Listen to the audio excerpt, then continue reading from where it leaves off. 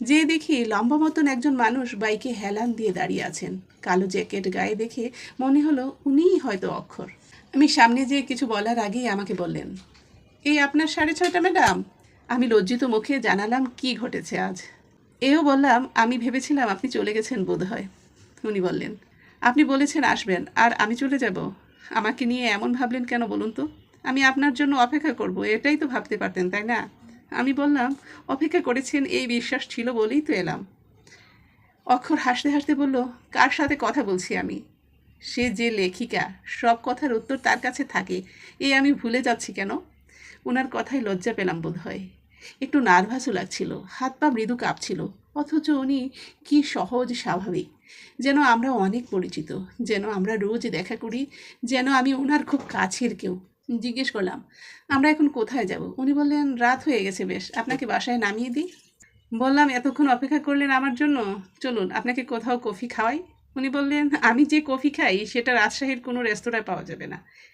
1 cup ফুটন্ত পানিতে 3-4 চামচ coffee, no sugar no milk. শুনেই মুখ থেকে বের হয়ে গেল, ও বাবা, এত তেতো খান আপনি? আমার তো বেশি করে দুধ ছাড়া কফি চলেই না। উনি বললেন, তাহলে চলুন আপনার পছন্দ হবে এমন এক জায়গায় কফি খাওয়াতে নিয়ে যাই। আমার মাকে নিয়ে যাই মাঝে মধ্যে ওখানে, মাও আপনার মতো কফি পছন্দ করে। লোকটা কি আমাকে ইমপ্রেস করার চেষ্টা করছে, মনে মনে ভাবলাম। বাইকে উঠলেন উনি, ইশারায় বললেন বসতে। এরপর বাইকের সামনের ব্যাগ থেকে একটা বের করলেন নতুন একটি হেলমেট, এগিয়ে দিয়ে বললেন, আপনার জন্য আজই কিনেছি। আমার অবাক হওয়ার সীমা রইল না। আজ আমাদের প্রথম দেখা, অথচ উনি কিনা হেলমেট পর্যন্ত কিনে ফেলেছেন। আমি কখনো হেলমেট পরিনি, তাই হাতে নিয়ে বুঝতে পারছিলাম না কিভাবে পড়তে হবে।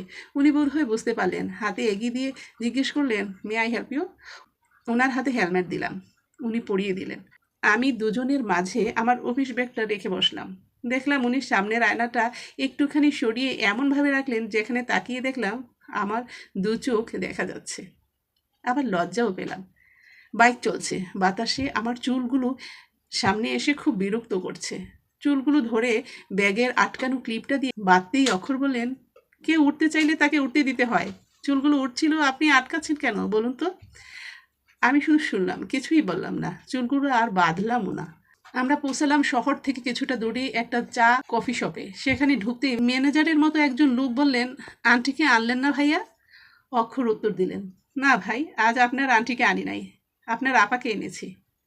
আমাকে যে কফিটা দেন সেটা ওনাকে দেন, আর আমাকে দেন কড়া লিকারের 1 কাপ চা, নো সুগার নো মিল্ক। চা কফি এলো। আমি কফিতে চুমুক দিয়েই দেখলাম আসলেই যেমন কফি পছন্দ করি ঠিক তেমনই। সারাদিনের ব্যস্ততার পর পছন্দসই 1 কাপ কফি পেলে আর কি লাগে, খুব প্রশান্তি লাগছিল। আচ্ছা অরুণী, আপনি আজ কপালে টিপ দেন নাই কেন? অক্ষর এই প্রশ্ন করতেই আবারও নার্ভাসনেসটা বেড়ে গেল। কি যেন কেমন এক লজ্জায় আমার নাক ঘামতে শুরু করলো। টিস্যু দিয়ে ঘাম মুছতে মুছতে বললাম, অফিসে টিপ পড়ি না আমি। অক্ষর বললেন, আপনার কপালে টিপ খুব মানাবে, ব্যাগে টিপ নাই? বললাম, না তো। উনি আফসোস করে বললেন, ব্যাগে টিপ থাকলে বলতাম পড়তে, আপনি ব্যাগে টিপ রাখবেন। এরপর অফিস শেষ করে দেখা করতে হলে যেন কপালে টিপ থাকে। পরিচিত আবার অপরিচিত একজন মানুষের সাথে প্রথম দেখা, এটা যেন মনেই হচ্ছে না। কি সাবলীলভাবে কেটে গেল গত 1 ঘন্টা। তারপর উনি বললেন, অনেক রাত হয়ে যাচ্ছে, চলুন আপনাকে বাসায় পৌঁছে দিই।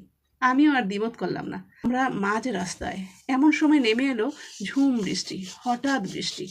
অক্ষর বাইক থামিয়ে দিয়ে জিজ্ঞেস করলেন, ভিজবেন? আমি কিছুই বললাম না। উনি আবার বাইক স্টার্ট দিতে দিতে বললেন, ভিজেই গেছি, ভিজেই যাই। এরপর পুরোটা রাস্তায় আমি চুপ রইলাম। অক্ষর গুনগুন করে কিশোর কুমারের রিমঝিম গিয়ে সাওয়ান, সুলাগ সুলাগ গায়ে এমান। কবে যেন বলেছিলাম আমার এলাকার নাম, সেই এলাকায় এসে জিজ্ঞেস করলেন, কোন রাস্তার দিকে যাব? আমি বাইক থেকে নেমে বললাম, এখান থেকে আমি একা যাই, এলাকায় কেউ দেখলে হয়তো ভালো দেখাবে না।